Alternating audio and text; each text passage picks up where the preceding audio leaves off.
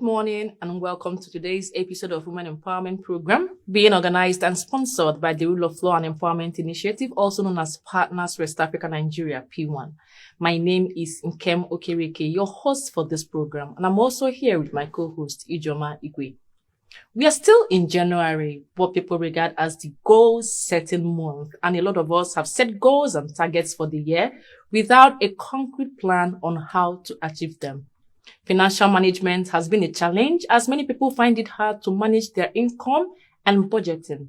We shall be discussing personal finance management for the woman because Farnoosh Torabi, a personal finance expert, in one of her speeches stated that nobody cares about your money more than you.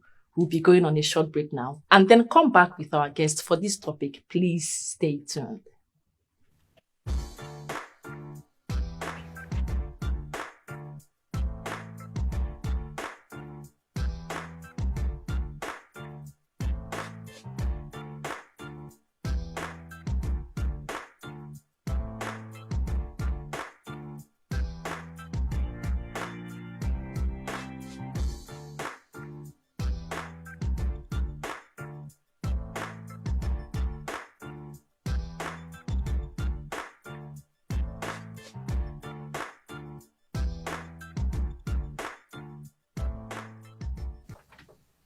Welcome back to the show. To discuss this topic with us is a lawyer with over 18 years of experience and has worked with legal departments of one of the leading financial institutions in Nigeria for over 14 years.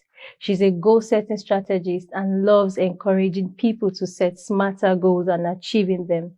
Please welcome with us Ms. Sarah Ugama. Good morning, and you're welcome to the show. Thank you for having me, Joma. Good morning and welcome to the program. Good morning. Thank you. So our topic for today is personal financial management for women. Yes. I would like to find out from you, in your opinion, what does financial management mean, looking at it from the personal view? Okay, thank you.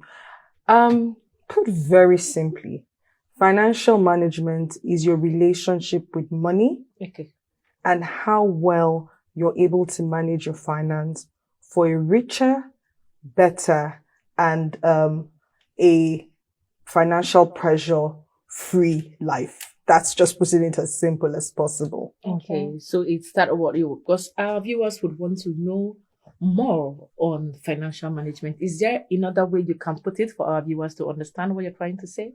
Yes. Okay, so let me try to simplify it. Financial management is basically how you manage your money. Okay. Your income. However, whether you run a business or you earn a salary, however money comes to you, that money that you earn as yours, how you're able to manage that money to the point where you are free from the pressures of, financial shackles, and you're able to live a greater and a richer, more secured life. Oh, thank you very much. So why do you think financial management is important? Financial management is, in fact, I'll say one of the most important concepts because for everything we do, money surrounds virtually everything that we do. So if you have money as that common thread, that runs about every aspect of your life, it is important that you have a very good sense of mastery of your money.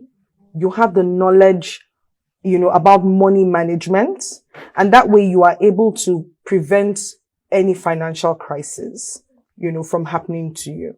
Yeah, okay. So, sometimes people say you teach your children how to put money in piggy vest, how to take the money to the bank, and how to save money for themselves. So I'm going to ask you, how early do you think is important to start teaching a girl or a woman how to manage their finances? As early as, let me say 5 years old. Okay. And I say 5 years old because from age 5, the child is able to, the child starts to learn the basic principles of life. Most times we get piggy banks for our children and then they put money in. So what are we teaching them? The savings culture. But when they break the piggy bank, the child is excited and says, oh, I have all of this money. Yes. From that point, you can teach your child to say, oh, You see all this money you have saved over time. You know, most times children say, oh, I'm saving for a toy, or I'm saving for my birthday, or I'm saving for candies, for instance. You start to teach the child at that age to say, when you break your piggy bank, you don't spend all your money. Okay. How do you keep some?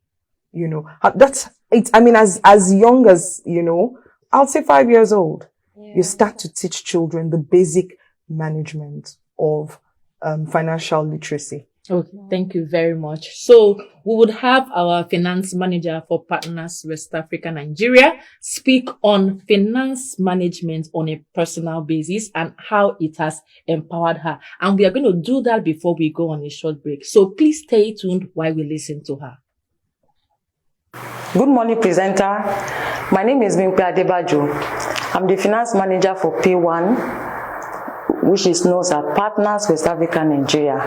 Having worked in the unit over the years has really helped me to have to manage my finances effectively. When you receive any money, it's not being regarded as income. You look at the component of the money you receive, you analyze it into cost, you remove your cost, then you have what is called income. So when I receive my income with the knowledge that I've acquired in Partners West Africa, Nigeria, and over the years, I realize that what we receive and we call salary is not really income. So every month you have to remove cost element of it, then you come to what you can plan on, and your planning, we have to consider the investment aspect of it and the saving aspect of it. Then the remaining one cannot be used as your subsistence or the cost of maintenance before another one comes at the end of the month.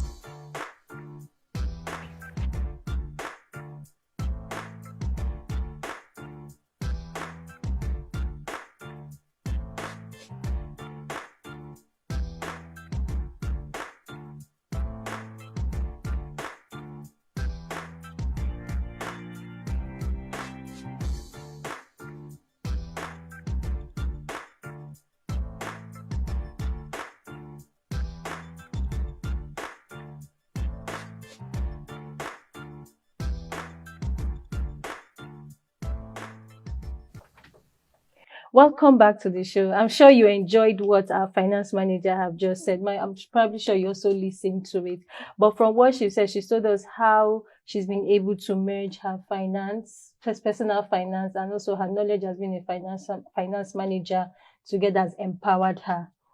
What's your own view? How do you think financial literacy can help empower women? Now, we know that, so there's a popular saying that the family is the bedrock of the society. Okay. And we know that the woman is actually the powerhouse for every family. When a woman is financially literate, it helps her manage her finances. It helps her build her confidence in money management, and it takes away the pressure, that money issues can create. And at the end of the day, it helps her secure her future. So it is extremely important that every woman is financially literate as early as possible and as much as possible. Yeah, so just to add, there was one lady we had on the show where she talked about no matter what you do as a woman, don't allow your financial tap to be off. Yes. Don't let it go off. Yes. So just buttressing on what you said, how important it is for all women to ensure that they have this tap running for them. Yeah, so working in the institution for over 14 years, like we mentioned earlier when we were trying to introduce you, what tips can you share for women that want to be able to prioritize their income, their budgeting, and everything? Just basically basic tips on how to manage their finances. What are the tips you think you can share with us? Okay, thank you, Joma. The very first and fundamental tip for financial literacy or financial freedom is financial literacy. You are as good as what you know. Okay. It is important, that you get education or get educated. Basic, and I'm not saying go to school to study finance. I mean, I'll say we are very lucky that the age that we're in, we have access to information just at our fingertips. You have, I mean, if you go on social media, you have so many pages. If you go on YouTube, you have so many basic key materials on financial, literacy. Know and understand what it is. But then the key life tips that I would like to share with us is the first one is on budgeting. Okay. Budgeting is very critical because first of all, you need to know and understand where your earnings are going to. Okay. When you're able to track your expenditure, it gives you a clear picture as to where your wastage is. Okay. We take so many things for granted. Let me give you an example. With the access of USSD, or you can buy credit on your phone, data is almost like life as we're told. You buy credit and you're on the phone and you're talking, and sometimes if you sit down at the end of the month and you calculate how much you have spent on call time, credit, it would shock you. Now, if you're able to track that, you start to become more conscious. You want to reach out to someone. Do I necessarily need to call this person, or do I send a message? Yeah. Or do I call on WhatsApp? If you're able to check, or sometimes you go to the market, or the things, or we women, you want to buy this, you want to buy that. It's okay. But this is the beginning of the year. So I would want to advise every woman to say, for every amount you spend this month, open the note on your phone. Yes. Take a note, just put it down. Everything you spend, how much you spend. And at the end of the month, sit down and calculate your expenses. Then look at it with what you earn. If your expenditure is more than your earning, there's a problem. First things first, you've identified that there's a problem. You now start to work on the solution. What are the things you need to reduce? What are the things you need to stop?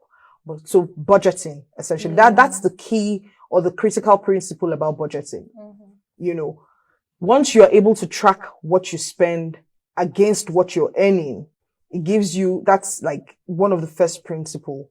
Then savings culture. Do you have a savings formula? It's important to say, okay, a percentage of my earning should go to, I should keep a percentage of, my earnings aside. Let me just backtrack a bit. When we're talking about financial literacy, every January I read this book called The Richest Man in Babylon. Okay. And one of the, they have key principles. One of the principles is you don't, it was written in, it was written made hundreds and hundreds of years ago. So the language is a bit, but the basic principle is you don't spend everything you earn.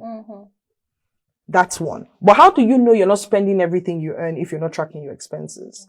That's one. Secondly, find a way that the children of your money can work for you. Okay, children of your money. Yes. What does that mean? So you save money and maybe you earn an interest, or you do a business and you get a profit. That profit should earn. Okay. Some people will put the profit back into the business, which is not a bad thing, but you should have it in percentages. So a part of what you earn goes back into the business. The other part goes into savings. Do you have a part that goes into investment? Sorry, I'm going to take the tips, into each other, but I'm trying to make this as relatable as possible because, sometimes when we hear the concept of finance, people tune off because they just feel it's some very strange, some big thing. If you run a business, for instance, what percentage of your business are you putting back in the business? What percentage are you putting aside for savings for the business? What percentage are you paying yourself? So there's a basic principle, which is 50-30-20. Some people do 40. However it works, there's no hard and fast rule. At the end of the day, you can decide how it works for you. So we've talked about budgeting, we've talked about savings, and then investment. This year, for instance, you can say, if you do not have it's important that we all have investment portfolios.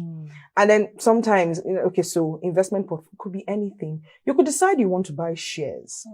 But guess what? When you look at it and say, you want ₦1 million worth of shares, it might be difficult to just take that 1 million naira to go and purchase shares or put in an investment.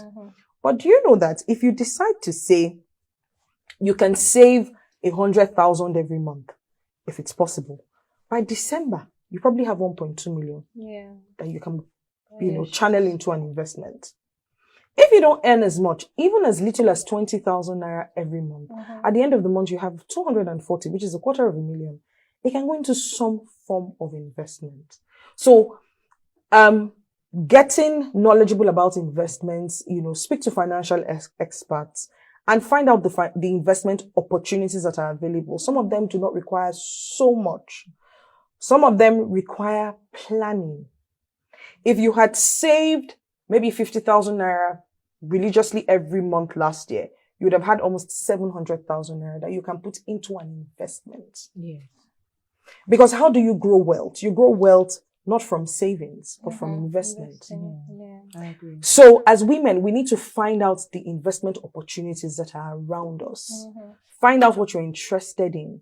You have online, you have free checks, like simple tests you can do to determine what your risk appetite is. Some people are low risk appetite, and then so you have the institutionalized investment companies that you can buy into. You're putting a portion there every month and you're forgetting the money. It's growing over a period of time. You might be shocked. 5 years, you'd come back and you've saved monies that you would have spent. But because you have taken a deliberate effort to say, I'm going to keep aside this finance, this amount. Some people are medium risk. This is not an advertisement to investment companies, but there's so many investment companies, you can approach, and there's a plan for everybody, no matter how little. As little as 5,000 naira, you can start an investment portfolio. Okay. So budgeting, saving, investment, are some of the basic tips, and financial literacy. Please. I mean, some of these books I've mentioned, there's so many books on finance that have even been, you have the audiobooks, or they've made them, you have free copies on YouTube that you can listen and learn, and you keep learning, every time you keep reminding yourself. So as we're in January, you're setting your financial goals for January. My question for you would be, how much would you like to earn at the end of this year? How much do you want to earn in savings, in investment, and then if you have an opportunity for the women in business, for some of us for some women who do business, how can you harness the value proposition around your business? That's another goal you can look into. You have something that you're doing. Are there other areas, even in that thing, that can make you more money? Because the truth of the matter is, prices of things are going up every day. Yes, you try to adjust and you budget. But the real secret is looking for other ways to earn. If you're a consultant, you can sell your expertise.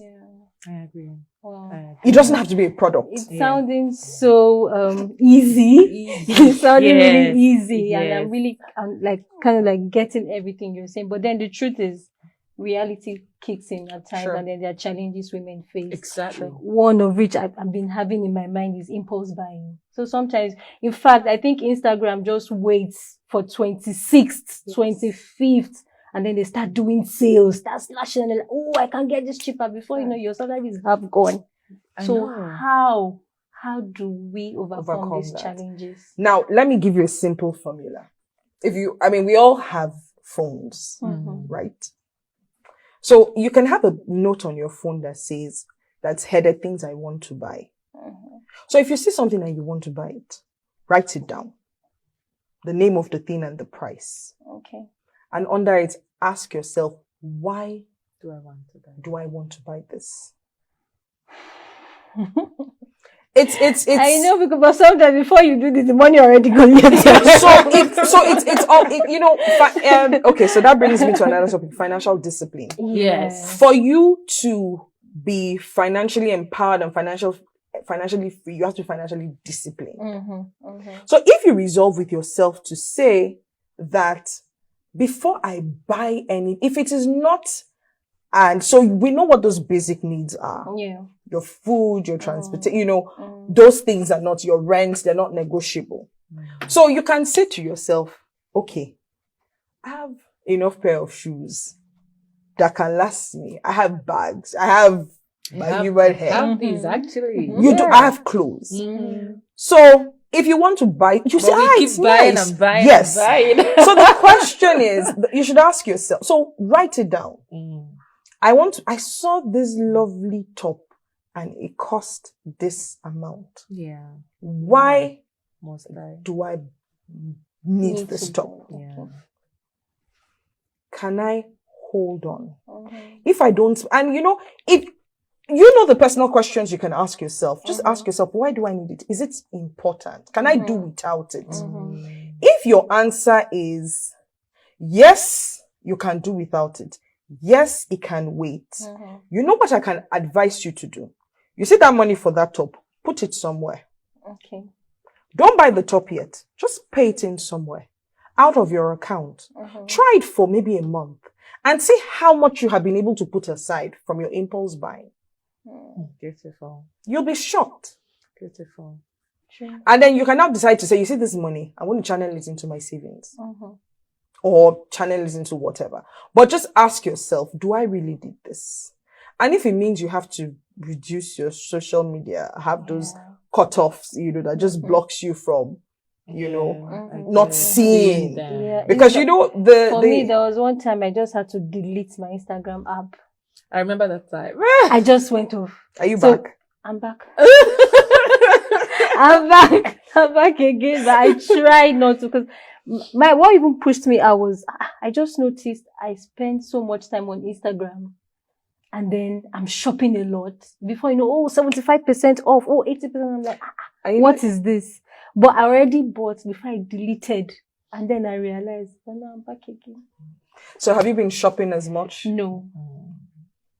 She has punished herself a lot and she has learned. No, I Okay, haven't. so thank you very much for that. And of You're course, welcome. you have mentioned that a major challenge is impulse buying.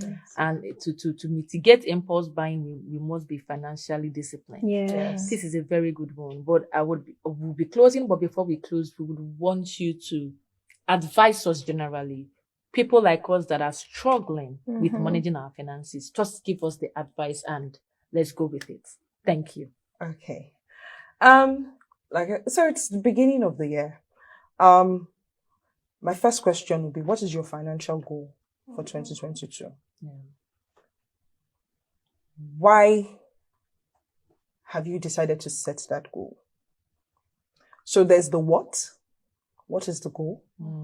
And remember that when you're setting the what, you must pass it through the SMART principle. It must be specific, it must be measurable. So I want to save more money in 2022 is not a goal. I want to save 1.2 million naira by December 2022 is a specific goal. Okay. It becomes measurable by saying I put 100,000. It's measurable. Is it achievable? Can my income, what I earn at the end of the month, can I afford to put 100,000 naira every month? If the answer is no, based on my income, is there anything I can do that can earn me that extra money? Then what are the obstacles? Impulse buying, social media, staying on social could be some of the obstacles. How do I overcome that obstacle? When you have this plan written out, clearly, it gives you a focus. And then by the time you educate yourself on the little things you can do, it's not a destination and it's not something you're going to do overnight, but it requires conscious, deliberate effort. So sometimes you will sleep, but the point is to get back and say, at the end of this year, this is what I want to do with respect to my finance. I want to have saved this. If you have for some people, you have a debt, which is not a bad thing. Do you have a debt management plan? Yeah. So write out how much you're owing and write out a plan on how to repay. If you take a loan, let me give you one trick. If you take a loan from an institutionalized organization and you're paying a certain percentage, do you know that if you're able to pay up that loan quicker than when it's supposed to originally terminate, you save yourself some more money. Yeah. So if you're someone who earns money and you do some consultancy advisory and you get some extra money, for every money that you earn, you can put a percentage aside extra to clean up your debt.